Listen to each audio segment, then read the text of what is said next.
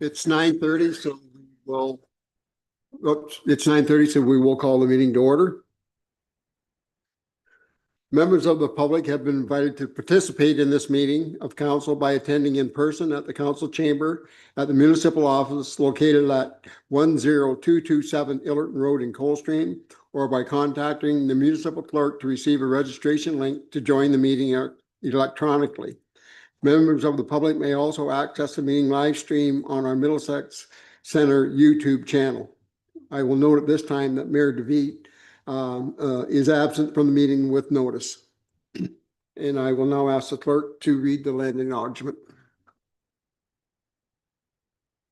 All right, thank you, Chair. The municipality of Middlesex Center recognizes that we are gathering on the traditional territory of the Anishinaabe, Haudenosaunee, and Lenni Lenape peoples. We acknowledge the enduring presence of First Nation, Métis, and Inuit people on this land, and are committed to moving forward in the spirit of reconciliation and respect.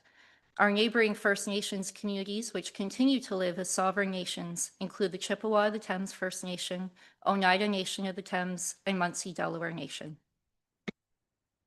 Thank you. There are no additions to the agenda for this meeting.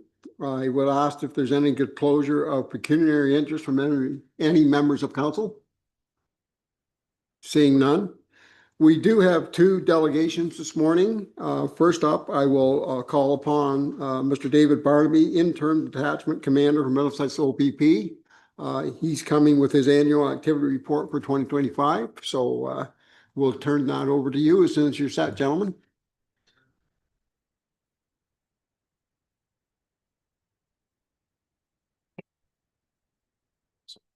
Well, thank you for the invite, Council and Chair. Appreciate the invite to speak to the 2025 statistics for Middlesex Center, the statistics for our members. I believe you all have the traditional report that was provided for you. I'm going to work off of the executive summary, which I believe was sent to you via email. Which is a summary of those of that report, and then certainly open to any questions that anybody has from the council or the public.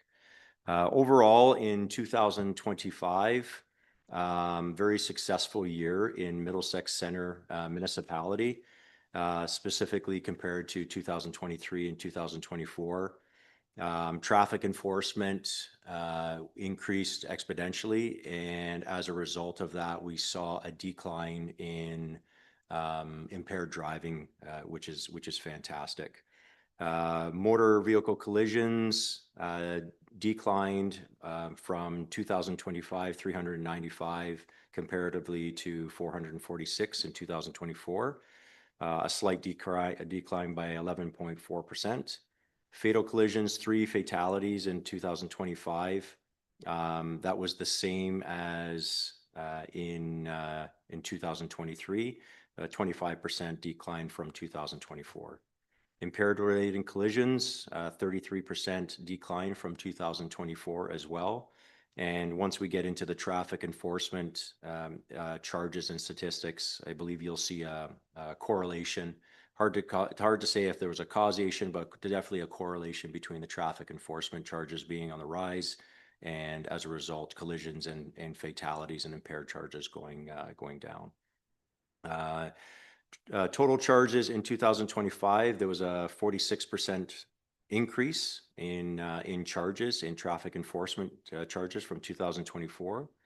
And top categories within that area were the Highway Traffic Act under speeding, 730 charges, which saw a 33% increase. Seatbelt charges, which saw a 234% increase. That number is staggering. I don't know if that's because we didn't do very well in 2024 or we just did really well in 2025. Regardless, it's nice to see that we are enforcing seatbelts because we do know that they do save lives. And impaired driving, as a result of the enforcement, we have seen an increase in charges in impaired driving, which do keep our roads safer. It's a 72% increase in impaired driving charges. Crime trends from violent crime. So violent crime trends, they include anything from intimate partner violence to a simple assault that may occur. And the way that the OPP has it categorized currently, they also include any firearms related offenses in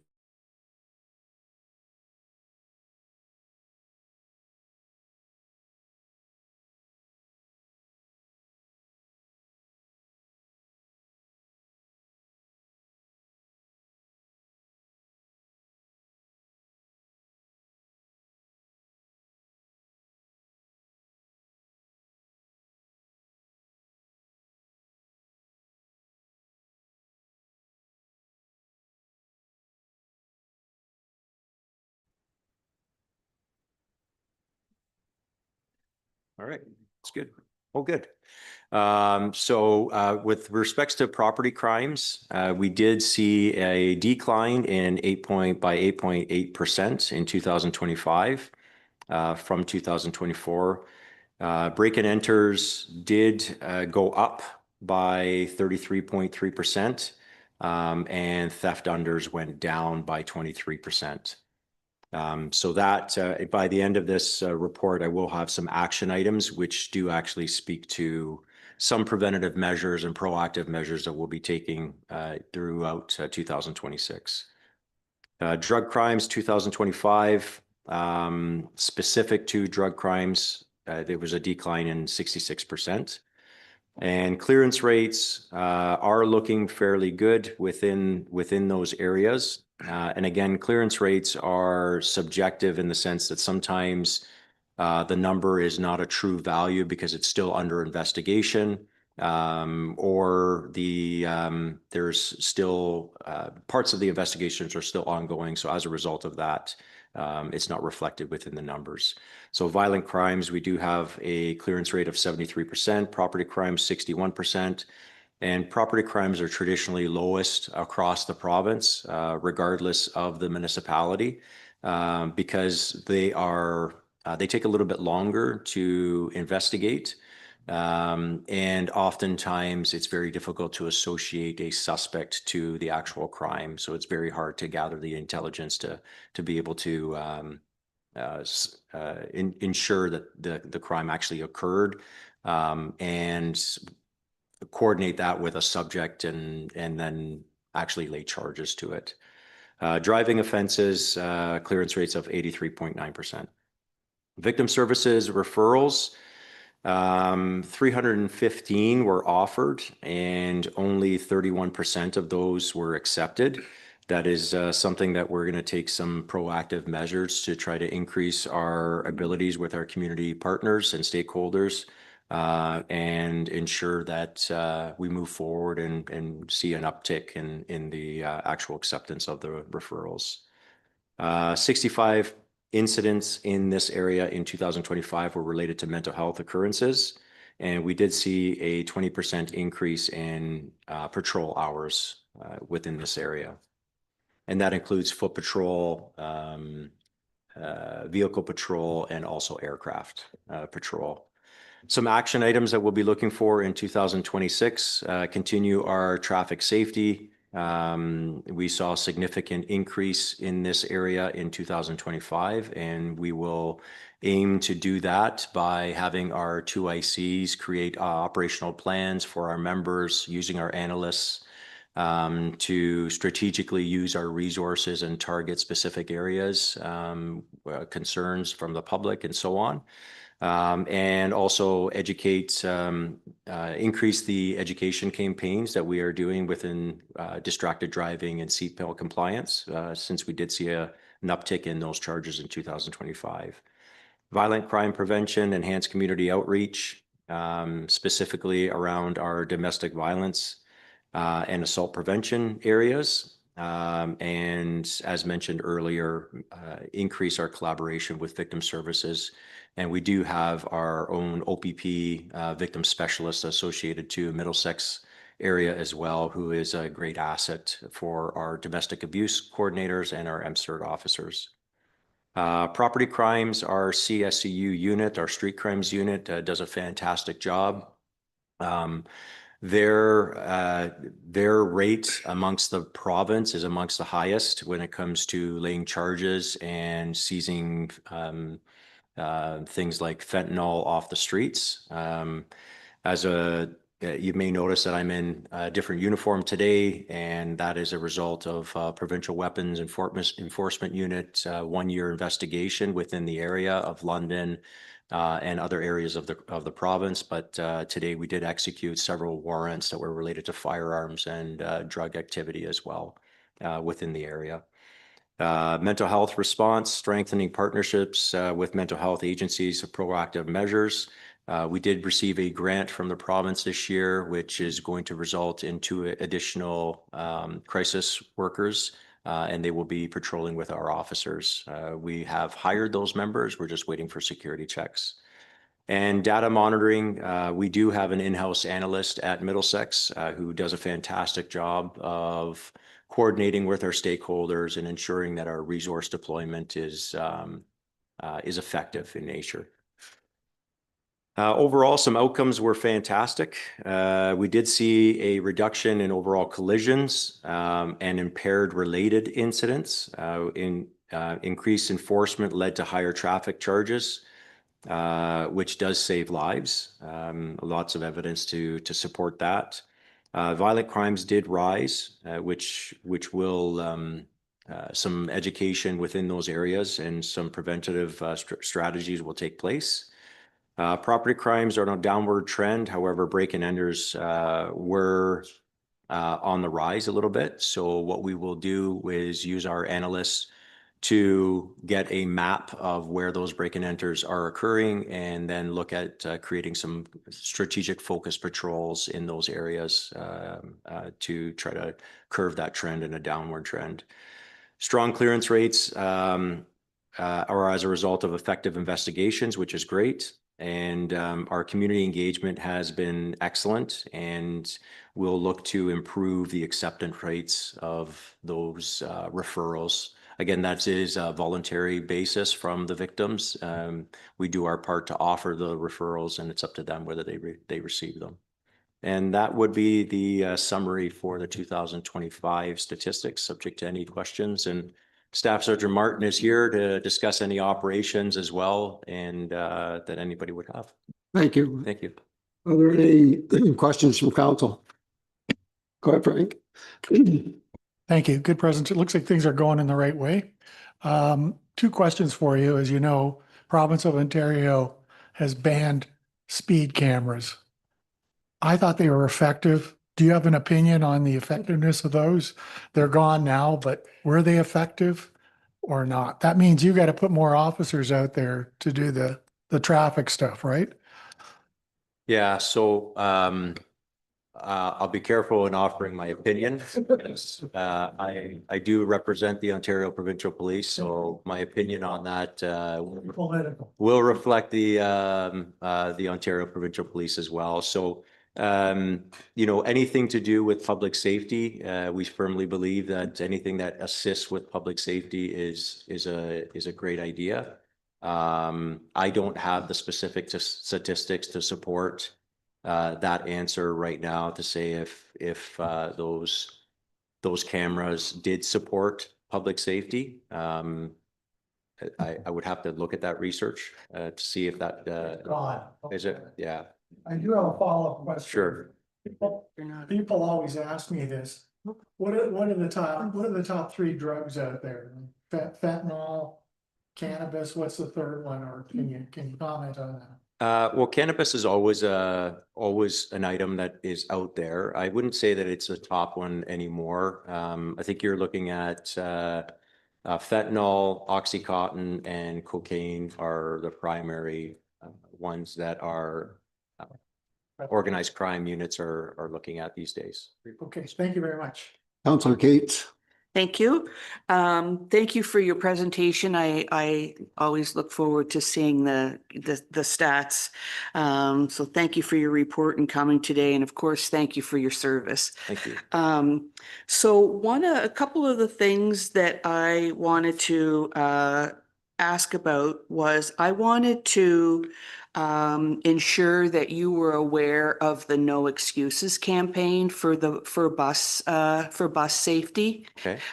It's actually is somebody in my ward that is doing it, but it's gone pretty far and wide. And the London police chief, that he actually did a video with them that, so if you can probably just hashtag No Excuses because they always do use that. But it was a few years ago now, and our local OPP, I had talked with him about it, but in a 2-week period, in front of a daycare at a school bus pickup, 7 cars passed the school bus flashing lights. And then, of course, I'm sure you're aware of the tragedy in close to Lambeth on Longwoods, and he was from a local school. And so they created this very, very nice, informative No Excuses campaign. And so I just want to make sure that you were aware of it. And maybe there's something in, you have your list of action items and you list them out, but maybe you could add school bus safety into that just to, have a focus. I'm sure that the officers on the street are watching for that, but maybe we could just do something to, assist the campaign and the strong need. I think in their data, they had researched like 30,000 buses a day are passed in I think in Ontario. I don't know if it was Ontario and Canada, but anyways, a lot of school bus passing happens. And so I just wanted to advocate for them and see if there was anything that you could add to that.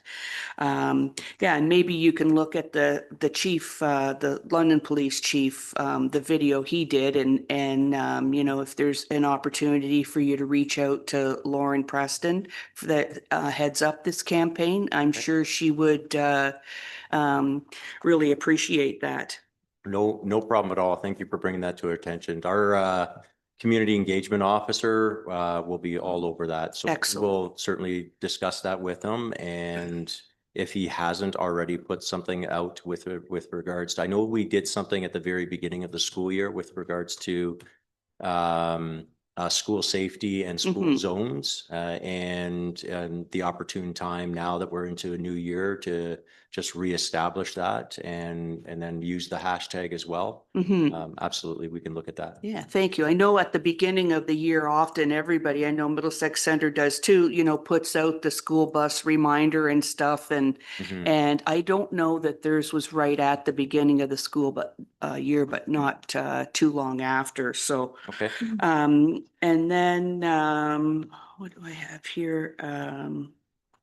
Yeah, so in your, I think you understand what I mean, your action items, but in your operational plans. Yes. Yeah, and as far as the Councillor Beers's question about the speed bumps, in my opinion, I know we weren't going to have them here anyways because the data doesn't warrant for us to have them. But just to offer my opinion, I think that it was a missed opportunity to at least spread the message that people need to do better and to slow down. That was what I thought was very misfortunate situation. And again, with the speeding seatbelts and impaired up, being aware of message to people to do better was again a missed opportunity. The victim services, I think that it's good to see that you have that, and sadly, I guess some people just aren't ready for the help when it's time. So keep up trying, I guess. Anyways, that's all I have. Thank you again. Thank you. Councillor Coles? Thank you. Officer Barnaby, I just had some questions about your report. So thank you, Councillor Cates, about the school bus safety as well. That also happens in Ilderton. I've got some reports that people have just blown by the bus while it stopped. So whatever so we can keep the kids safe would be great. However, that's not my question. I wanted to know more about, I had a few things, sorry. With the break and enters, I'm wondering if the communities can be notified when that's happening. We try to talk like in our little like Facebook groups if we know something's happened, but not everybody reports it right away. So we could be more vigilant. I'm wondering if there's a way like a notification could be pushed out. Because that would be helpful. I'm not sure about the notifications, but we can certainly utilize our community engagement officer to do more media releases and advise the public that perhaps there has been a string of B&Es within the area and for residents to be vigilant. Yep, absolutely. We can work on that. Great, great. That would be helpful. Thank you. I also wondered who was in charge of choosing the ride program locations. So the way we usually do our ride program applications is we use our analysts to work on where our impaired charges are within the municipalities and also look at where our certain alcohol establishments are. And we try to correlate that information and then be strategic with our resources. So that's how our officers, we don't necessarily dictate where they should be. We give them where the hot spots are typically. And then the supervisors at the beginning of their shift briefings would provide some guidance to the members and then they would set up their ride programs. I see. Yeah. Okay. I might have some tips for you just on the local area. Yeah. Excellent. No, not in front of my house, no. Okay. Well, you're always more than welcome to send us an email and certainly we'll Thank you. address anything. Yeah. Thank you. My last question is just regarding your plan you mentioned about the victim services referrals. I know that's a hard situation that most people are usually in. Can you explain a little bit more about the plan and what you're hoping to do to increase that acceptance rate of the referrals for the victim services? Well, most times it's an element of trust and it's not always coming from us, right? So these type of situations, intimate partner violence situations are very complex and at times victims may not want their partners knowing that an incident has occurred or that they've reported it to police, and any supports may give that away as well. So we are constantly working with the victims and we do several checkups with them throughout, but ultimately it does come down to a person, a victim, being willing to take that next step, and then that way we can offer them continuous support through that. So we work hard with our stakeholders, victim services within the area, but then we also have our internal victim specialists as well that can coordinate on the police investigation side. So victim services does a great job on the municipality side, providing supports, shelters, and so on. Our victim specialists would deal with more of the police investigation and make sure that the victim was constantly appraised of what's going on. But that more deals with if specific charges were laid. So our plan is just that continued communication with our stakeholders and constantly. We do have high-risk tables as well whenever we identify members of the community that are a little bit more high risk. These people are presented to a situation table, at which point then there's some intervention that can be taken place. But ultimately, it does surround the victim and their autonomy to make that choice. Thank you. Yeah. Councilor Shipley? Thank you, Deputy Mayor. Officer, in respect to the 72% increase in impaired driving, do you have an age group or any statistics on that? It used to trend towards younger people doing it, but lately seems to be the older population. Can you comment on that? I can't with the statistics that I have in front of me, but I can certainly look into that. I couldn't even, I would be guessing to say if it was an older crew or a younger crew. With the legalization of marijuana, it would be easy to say that our younger generation is more inclined to be impaired by drug or alcohol. But I just don't have that statistic with me to say that with absolute confirmation. From my experiences, it's 50-50. Alcohol seems to be something that people enjoy, and hopefully we can continue to educate the public on the dangers of doing that when you're driving. Yeah. Councilor Harts? Through your deputy mayor to Mr. Barnaby. Sorry, I'm not good with that. The patrol hours, they were up 20%. Is that going to be the new norm, or was that just a specific reason that they did go up? Or I mean, I think we have within the OPP a service delivery model, and within that service delivery model, there are specific quadrants that we are looking for each member to do. There's always going to be members that are considered your high flyers, right?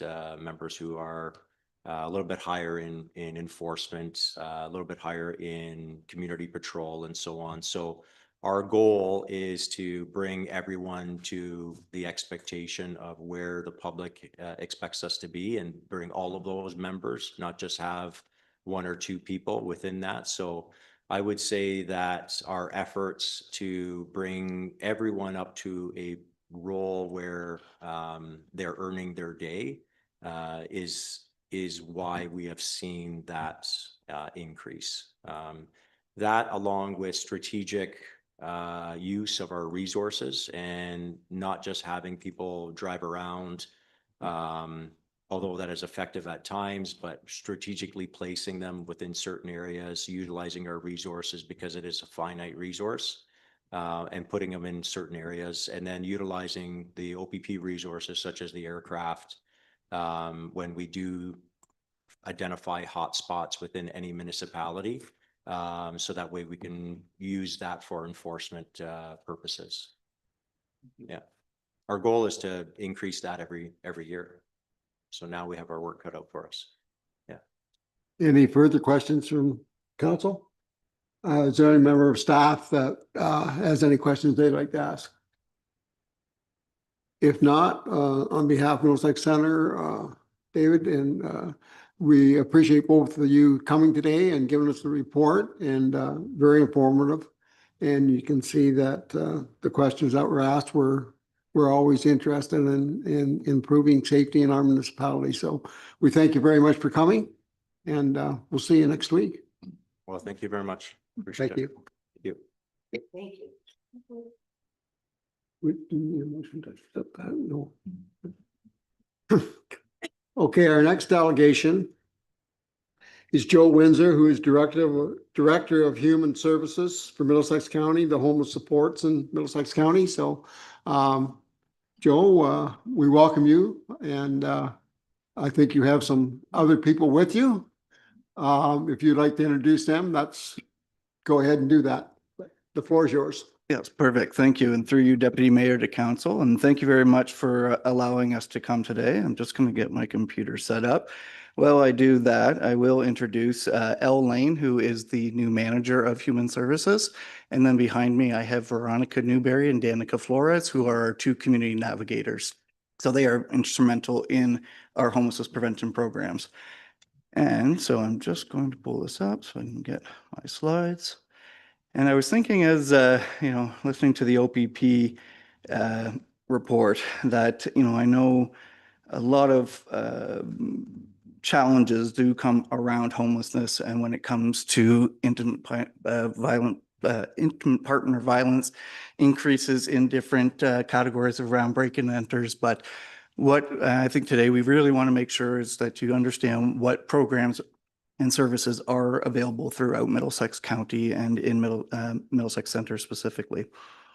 So What today I'm just going to go through is some data around what homelessness looks like in rural populations in Middlesex County specifically, and then go over some of our programs.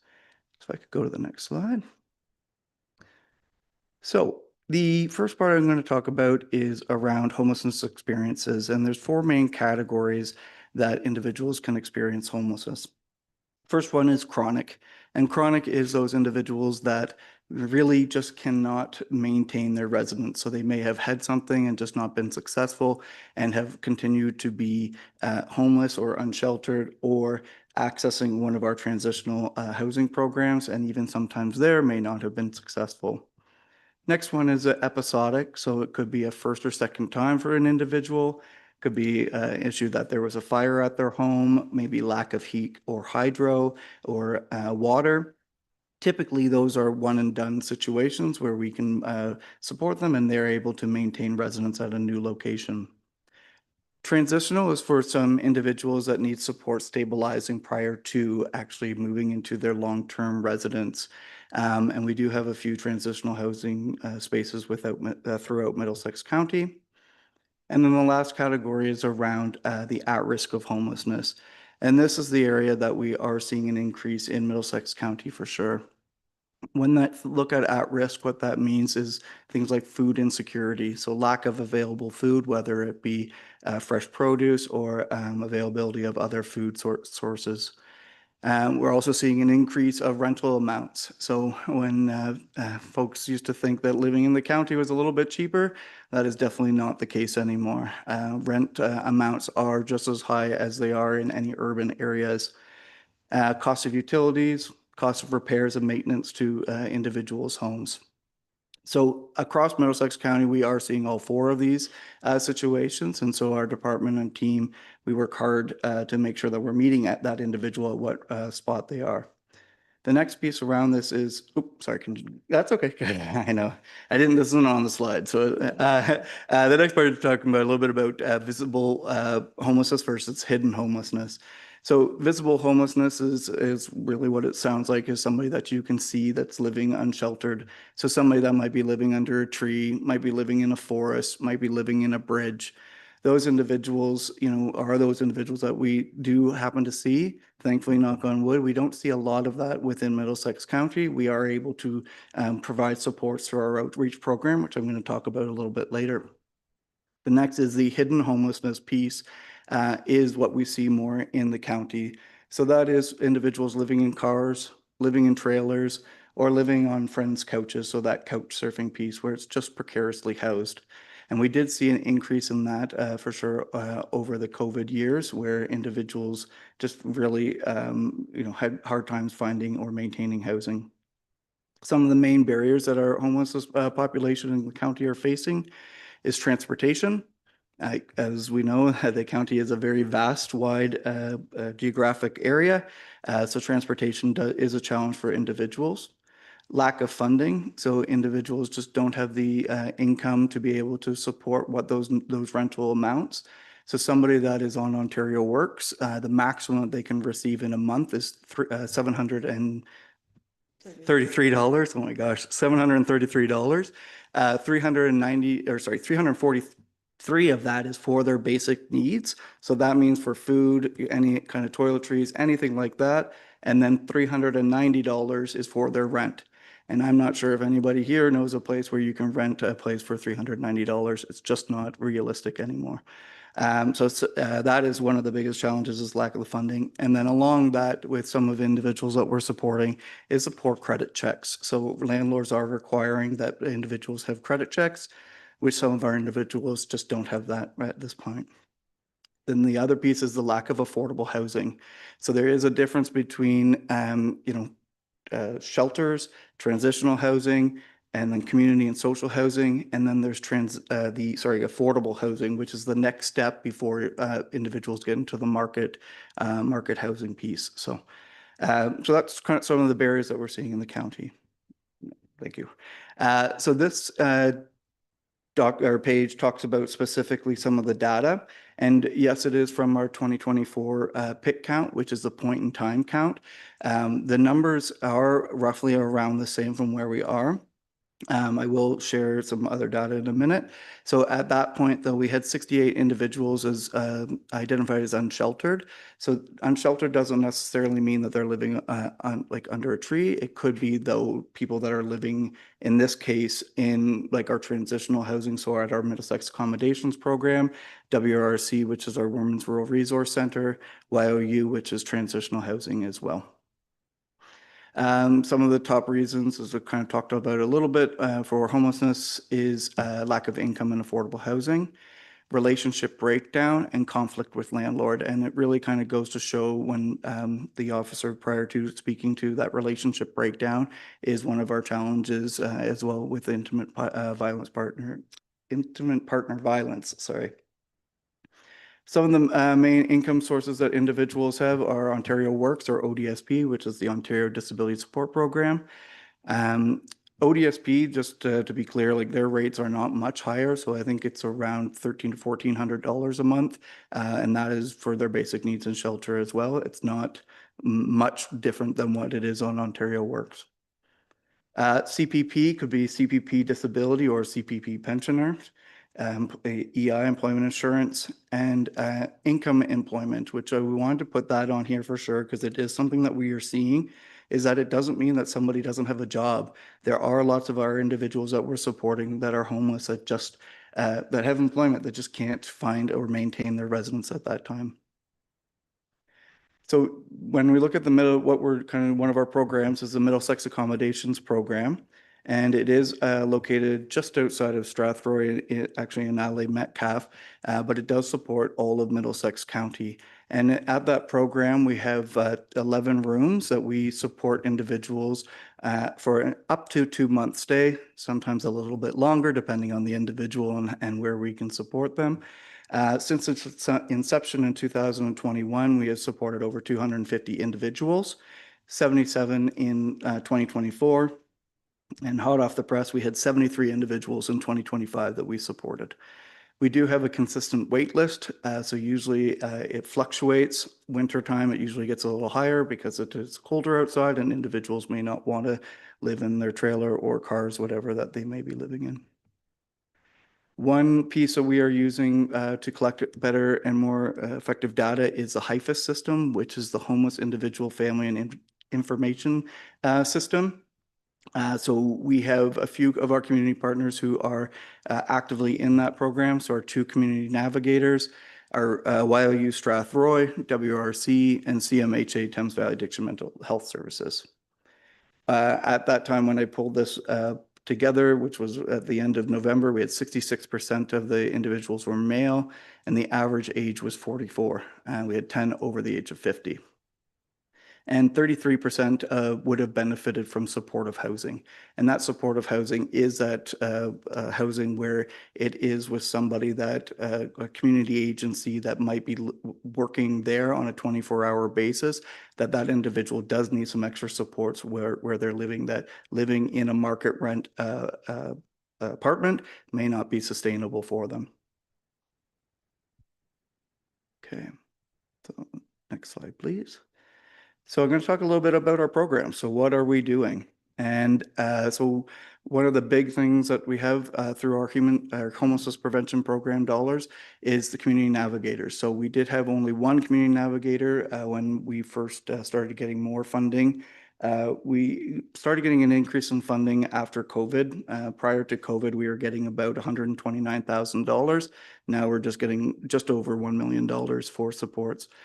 So our community navigator, we only had one. We have now expanded the program to 2 because we do realize that there is an increase. And as we increase our community supports, we want to make sure that we're set internally at our programs. Middlesex Accommodations Program, I talked a little bit about that as well. Food insecurity programs. So one of the challenges is individuals are seeing is, do I pay my rent or do I pay for groceries?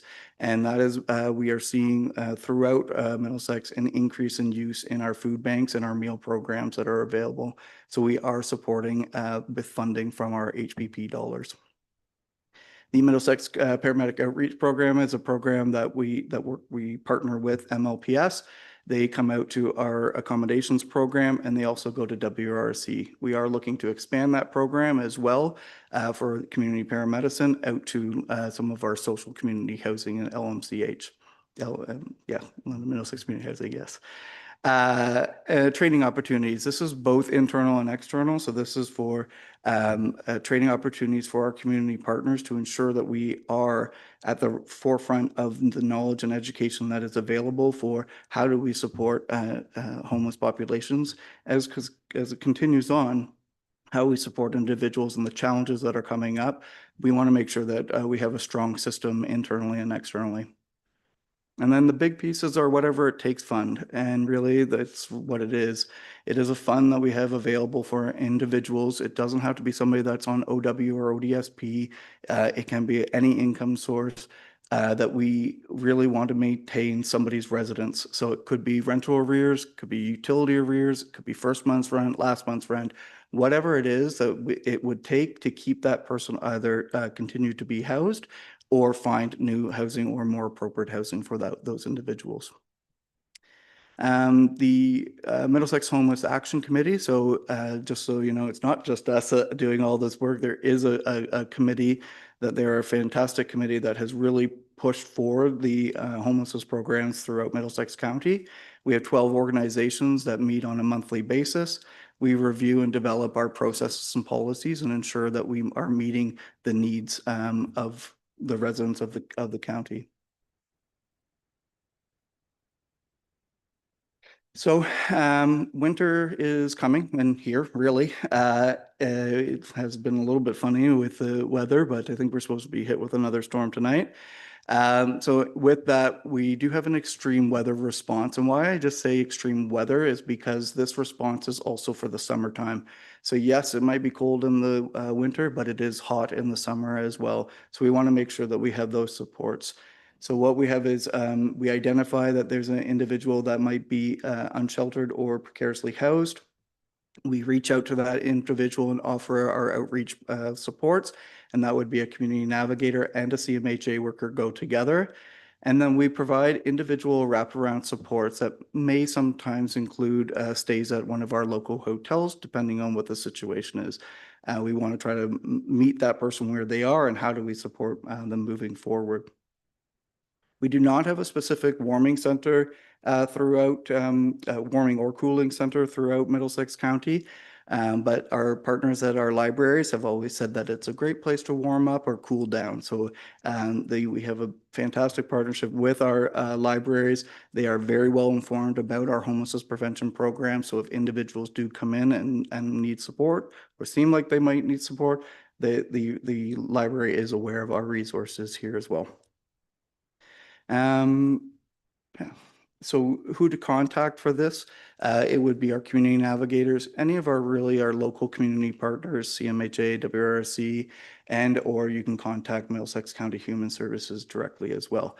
And we have a new email address, which I'm going to talk a little bit more, is the outreach@middlesex.ca. So if you do see somebody that may need some supports, please reach out there.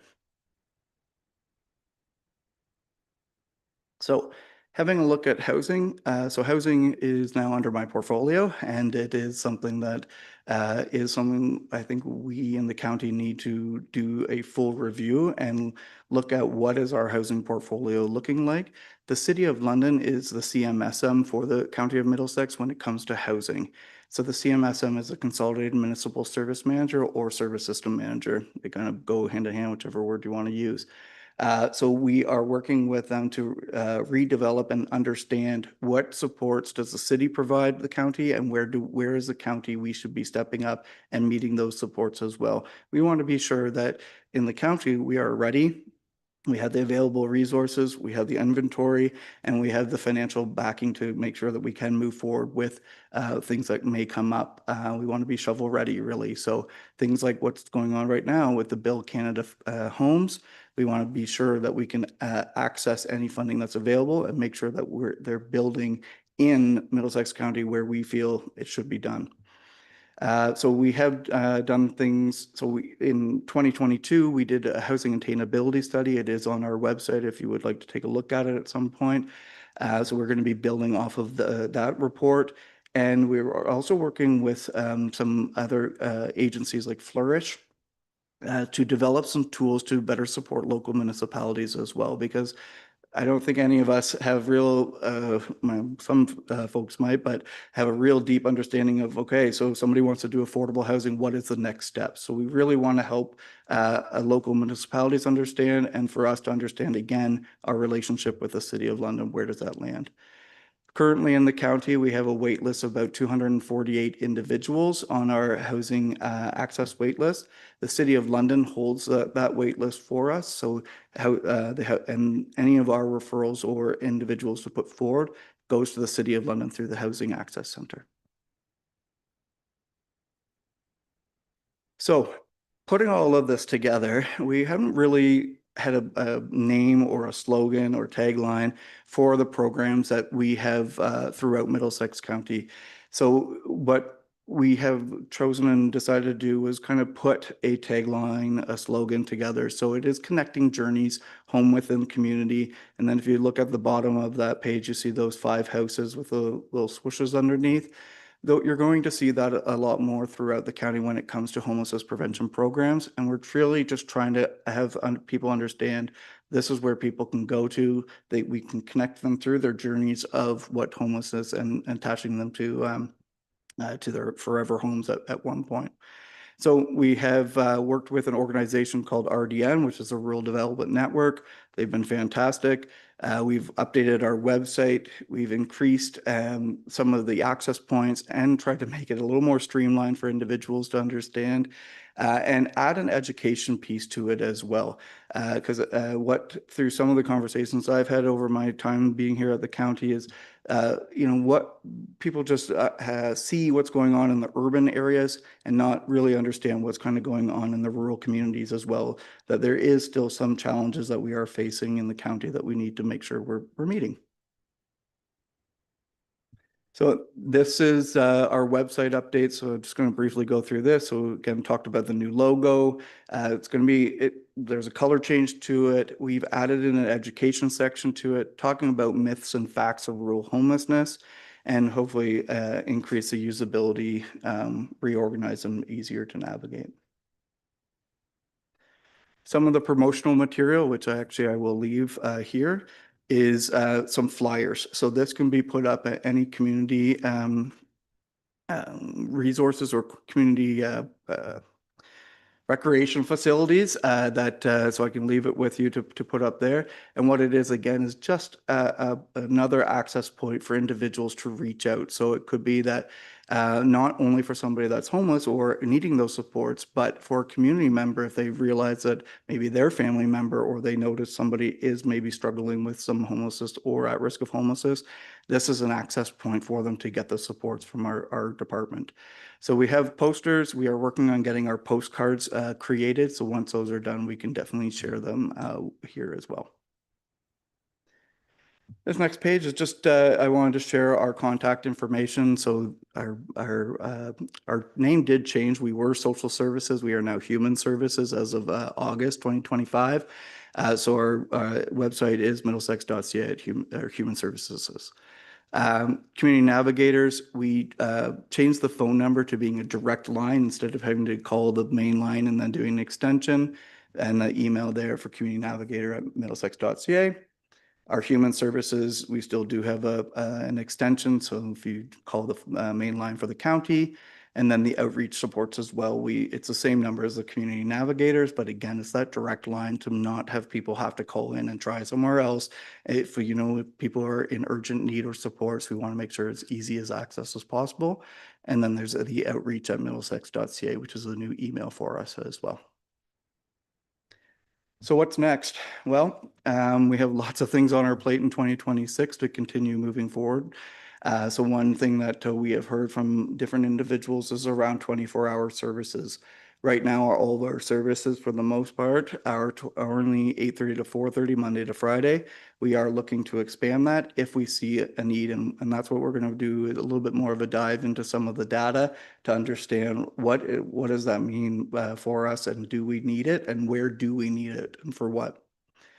Collaboration of resources. So, listening to the OPP officers, we do have a connection. So we do sit on that Middlesex situation table as well. We are part of it. We actually had to miss it this morning because we're here. But we are part of that committee as well. And I will say one thing is that the great thing about Middlesex County is how well all of the community partners do work together to support individuals. So what we see is that there are some gaps, and I think we need to continue to collaborate on our resources. And with our local municipalities, we want to make sure that everybody understands what services or supports are available through human services and through our homelessness prevention programs. Continuous improvement. That's all right. Continuous improvement. So it's always looking at our data and making sure that we are meeting what is the needs in the county. Presentations at local municipalities, as you can see, and then the distribution of the promotional material. And then the last piece I'll put a little plug in for. So we are working with the City of London as a CMSM to do a housing stability action plan, which is mandated by the province. In the past, the plan were two separate plans, a City of London one and a County of Middlesex one.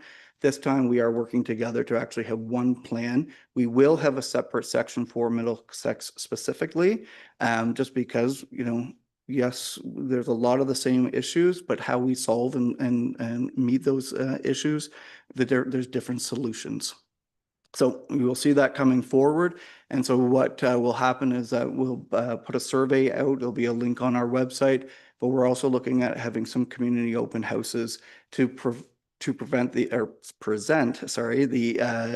information that is within that document, to make sure, again, that our community understands, and to see, are we missing something in that plan that we may not see. So that plan will need to be submitted to the province by May 2026. So we are looking at doing probably these open houses in February and March. And now, last slide, we are open for any questions. Council members, council members. Yes. Hi there. Question I have. Years ago, I used to volunteer for mission services. The one big thing is you needed a physical address to get OW or ODSP. Is there any work being done to overcome that? Like, some of those people could use that, can't get it because they don't have a physical address. Yeah, great question. And it is not a mandatory requirement to have a physical address to receive Ontario Works or ODSP. So what we use is we use a specific address in the county as our homelessness population address. And so that is how we identify that we have homeless individuals, through our Ontario Works program, but also just to then, individuals can receive it. So yes, when I talk about that 733 of being the full amount, if they don't have an address, they just don't get that $390. They would only get the $343. And if, let's say, somehow they found a rental place for only $200, they would only get $200 of that $390. What's that, Shane? Yeah, that's exactly it. Yeah. Thank you. Councillor Cates. Thank you. Through you, Deputy Mayor. Thank you for your presentation. I've lost track now because of the deductions that they get. It's crazy. I heard a story about, I was shocked about do we call them homeless because they're unsheltered because of this, or they were renting spots in a house? Like, this guy had the kitchen floor, but he had to roll up his stuff before everybody else got up, and they had sections in the living room. It's just unbelievable. I just had one, I took lots of notes here. I just had one question. So any of your social media, etc., is it done by Middlesex County? You don't have your own like Facebook or Instagram or anything? It's just the county? Yes, and thank you for the question. So we do have, the community navigators do have a Facebook page, but all the other media is through the Middlesex County directly. Okay, thank you. No problem. But that being said, I will say, like, one of the goals is to, again, work with our local municipalities to, how do we share that information better and different? So to get some of our information maybe on your local website, to just so if individuals are looking for supports, then there is that access point. And, you know, one of the things I will mention, like, we have a great partnership with the City of London. But one thing we do is we always try to work with our individuals to try to keep them in the municipality that they would like to stay. So if they are from Middlesex Center, we want to support them to come back or stay in Middlesex Center. Even if our program, so yes, our Middlesex accommodations program is outside of Middlesex Center, but we would try to help get that person back to their home community that they wanted. Councillor Coles? Thank you. Through you, Deputy Mayor. Thank you, Joe, for your presentation today. It's nice to see the updates on your website as well. I hope that you do keep us involved with those community open houses, because I'd like to hear how we can better support and work together. And I also wanted to let you know that, and I don't know if you're the right person, or maybe you can connect me, but there might be an opportunity for affordable housing here in Ilderton. I did speak with somebody who has a space, but funding is needed. They don't have any funding. So that might be a good connection somewhere along the line, so we can have more affordable housing in Middlesex Center. So thank you, and great question through you, Deputy Mayor, to Council. Absolutely, you can connect them with us right now. That is what we are trying to define our roles between what Middlesex County and what the City of London should be doing as a CMSM. So I have a meeting with them on Friday to really kind of break down some of those barriers, or really just kind of pathing of, you know, so somebody comes forward, do I just send them to the city for the supports? Or is it that through our department that we support as well? Or is it up to the local municipality to find that out? And that is kind of the question of the day, where that line is. So if you want to connect them with me directly right now, we can definitely help find that path, because even as we learn, we can define that together. Okay, thank you. No problem. Any other questions from council? Any from staff? I just have a couple of things, Joe.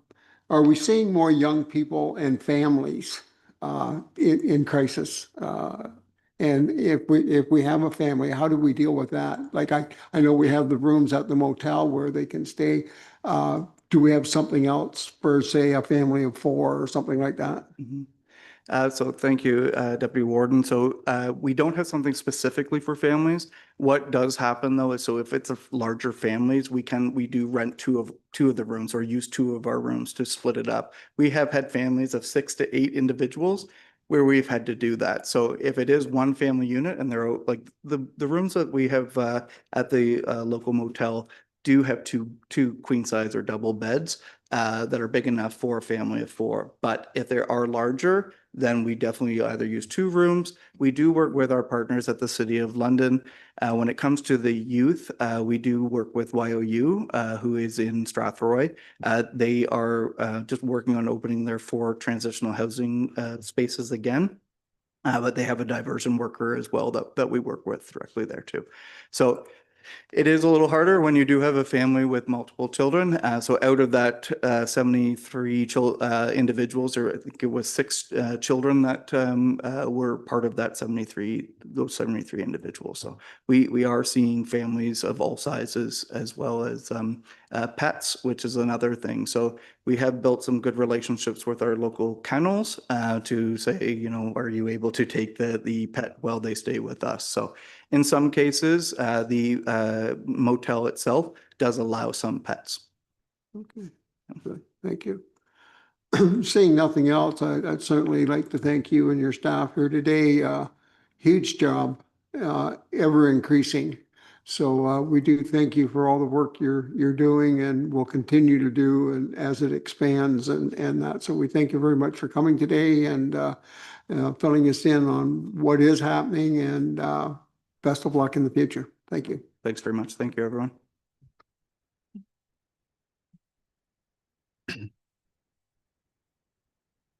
Okay, at this time, we'll adopt the minutes of the December 17th meeting of 2025. It's recommended that the minutes of the Middlesex Center Council meeting held on December the 17th, 2025 be adopted as printed. Is there any questions or a motion to adopt?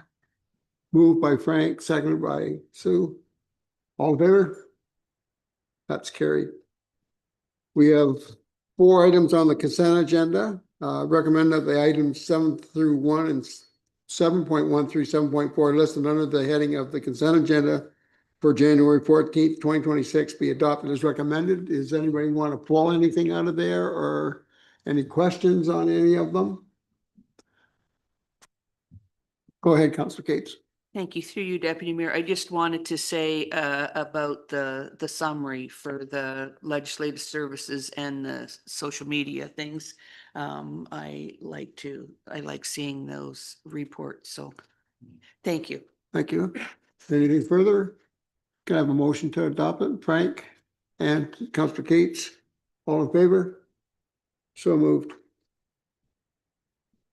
We have no staff reports at this time. Are there any notices of motion anyone wants to make? I don't see any. Correspondence. It's recommended that the council for the municipality of Middlesex Center receives correspondence items 10.1 through 10.5. Are there any questions or anybody want further discussion on any of the correspondence items? Seeing none, moved by Councilor Arts, second by Councilor Shipley. All in favor? Thank you.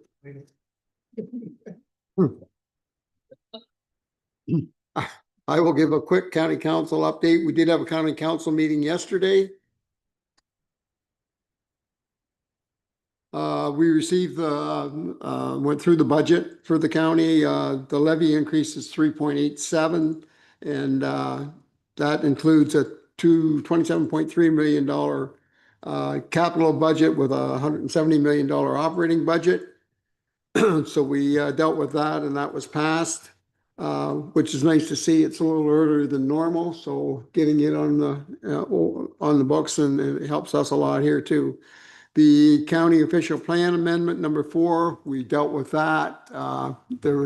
It dealt a lot with rural farm sizes and ARUs and things like that, and that was passed yesterday also.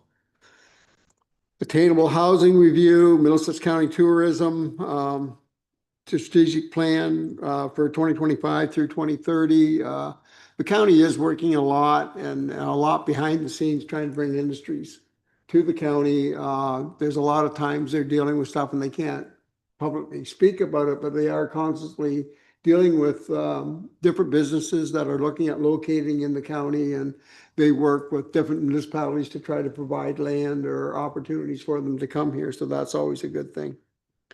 Our county council will remain the same size for the next term from 2026 to 2030.